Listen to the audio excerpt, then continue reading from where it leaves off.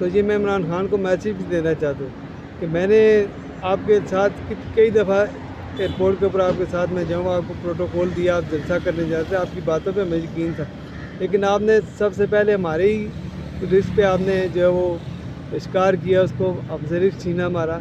और मैं 4 साल से 2019 में मुझे निकाला गया PIA से। तो रीज़न क्या था? रीज़न था गैर हाज़िरी। क्या रीज़न था कि आपने एब्सेंट की? कितनी एब्सेंट की आपने? तकरीबन 149 एब्सेंट थी मेरी, उसकी उन्होंने पे काट दी। उसके बाद उन्होंने मुझे लेटर दिया, उन्होंने कहा जी आप कराची हैं हेड ऑफिस, आप बताएं कि आप कहाँ हैं। मैं गया हूँ, मैंने जाके वहाँ सच बोल दिया। मैंने कहा जी ये मेरा प्रॉब्लम था, मेरा फैमिली प्रॉब्लम था, जिस वजह से लोग मुझे तंग करते थे, मैं ज़रा पंजाब चला गया। तो वो कहने लगे जी ठीक है आप जाएँ, आपका तो कोई इतना इशू नहीं है, ये एब्सेंट केस है आपका।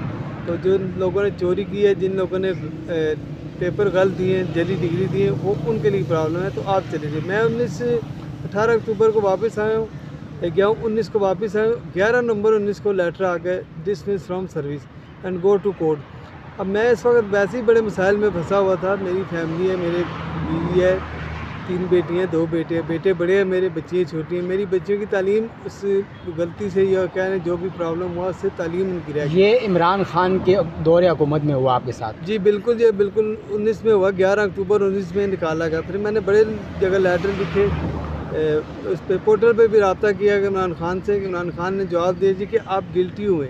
मैं तो मान रहा हूँ कि मैं गिल्टी हूँ, मैं एब्सेंट रहा हूँ, मैं गिल्टी हूँ, लेकिन जो प्रॉब्लम बनी है देखे ना, चोर डाकू सब वहीं बैठे हुए, जैसे मतलब कोई सबसे पहले यूनियन है, यूनियन वाले इतने माफिया कि वो मतलब उनको कोई हिला ही नहीं सकता।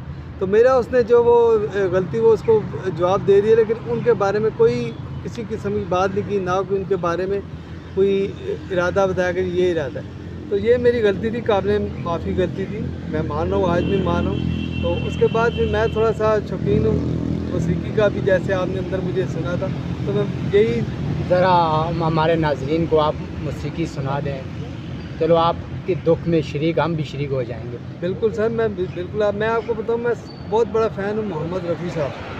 उनको मरे 43 साल हो गए, लेकिन मैं आज भी उनके गीत सुनता हूँ, उनके बारे में आज भी देखता रहता हूँ। तो मैं आपको बताता हूँ कि रफ़ी साहब कहते हैं कि किसको सुनाऊँ हाल दिले बेकरार का, बुझता हुआ चराग हूँ अपने मज़ार का, है काश भूल जाऊँ मगर भूलता नहीं, किस धूम से उठा था जनाजा बहार क्या का। बात है। ये दुनिया ये महफिल मेरे काम की नहीं, मेरे काम की नहीं। जो 4 साल मैंने जो वक्त गुजारा है, आप मेरे फैमिली से पूछे, मेरे इलाके में है सदर रावलपिंडी सदर स्टेशन का मैं रहायशी हूँ। 4 साल से मैं ज़ीलो ख्वार हो रहा हूँ। जो मेरी हालत है, आप मेरे घर में आए, मेरे मोहल्ले में आके पूछे कि इमरान हुसैन के क्या हालात है, वो आपको बताएंगे कि आप उससे बचे, वो बंदा बड़ा ख़तरनाक है, वो आपसे पैसे ले लेगा, आपको देगा नहीं। ये मेरी अब ज़िंदगी आ गई। तो इस वजह से मैंने ये आपको जो सुनाया है गीत, इसमें यही उसने कहा कि ये दुनिया ये महफिल मेरे काम की नहीं है, कि मैंने चोरी तो की कोई नहीं, सच बोला। मैंने कहा जी बिल्कुल मैं अपनी गलती की है, मैं इसका करता हूँ, एक्सेप्ट करता हूँ, मैंने की है गलती, लेकिन आप इसको माफ़ कर दे, दरगुजर कर दे। 4 साल हो गए हैं, 4 साल में धक्के खा रहा हूँ। कोर्ट करता है बहाल, कोर्ट में कुछ बंदे बहाल किए, लेकिन मेरी इतनी हैसियत नहीं, मैं कोर्ट जा ही नहीं सकता, क्योंकि कोर्ट वाले जमा होता है पैसे के। देखें आप एक अंडा लेने जाए, एक दही लेने जाए, तक आपकी जेब में पैसे नहीं होंगे, आप अंडा नहीं खरीद सकते। तो हर बंदे के साथ पेट लगा तो हुआ है। अभी आप कैसे गुजारा करते हैं? आपकी जॉब तो चली गई है। अभी सर मैं हमारे सदर में कैटरिंग वाले उनके साथ मैं गाड़ी चलाता हूँ। आजकल तो रमज़ान है, रमज़ान तो काम नहीं है, लेकिन बात ये है कि मेरी बच्चियाँ छोटी, वो थोड़ा सा बच्चों को ट्यूशन पढ़ाती हैं। 2 बच्चे वो थोड़ा बहुत वो भी मजदूरी करते हैं, लेकिन वो भी कोई मुस्तकिल काम नहीं है, बस जो खर्चा जा रहा है अल्लाह पाक डाल की देर है। तो बाकी जो मसाइल हैं, मैं बहुत मसाइल में फंस गया हूँ। तकरीबन 4 लाख मेरे ऊपर कर्जा चढ़ गया। लोग बेचारे आते हैं, मैं उनको हाथ जोड़ के अपने पे बता के मैं उनसे फ़िलहाल तो, लेकिन एक दिन आएगा वो नहीं लिहाज करेंगे कि इतना टाइम हो गया। तो एक बंदे तो मुझे कह भी दिया, उसने कहा तू इनकार करके तू मुझे पैसे नहीं देगा। मैंने कहा मैं इनकार नहीं करता, मेरे पास अभी नहीं है, जैसे ही मेरे हालात बदलेंगे इंशाल्लाह मैं दे दूँगा। तो ये अल्लाह को पता है। तो आप अब चीफ जज आप पाकिस्तान से कोई दरख्वास्त करना चाहेंगे? सर मैंने चीफ जस्टिस साहब को तकरीबन 7-8 महीने हो गए एप्लीकेशन दी, तो अभी तक कोई जवाब नहीं। इसी सिलसिले में आता हूँ तो मैं देखता हूँ यहाँ लोग अपने अपने मसाइल और लोगों के मसाइल हल हो रहे हैं। बड़े बड़े लोग हैं, वो आते हैं अपने मसाइल हल के चले जाते हैं।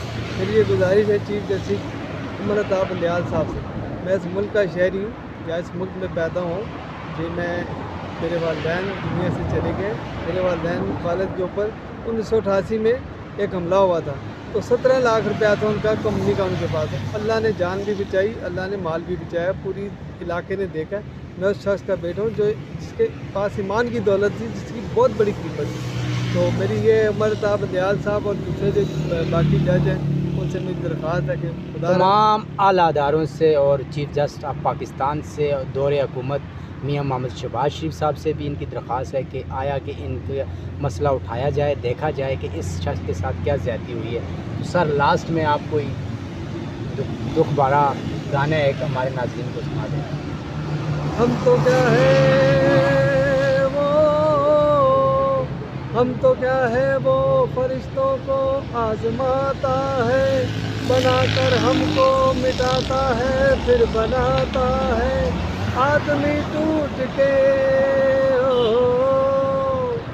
आदमी टूट के 100 बार जुड़ा है यारो, जिसका कोई नहीं उसका तो खुदा है यारो।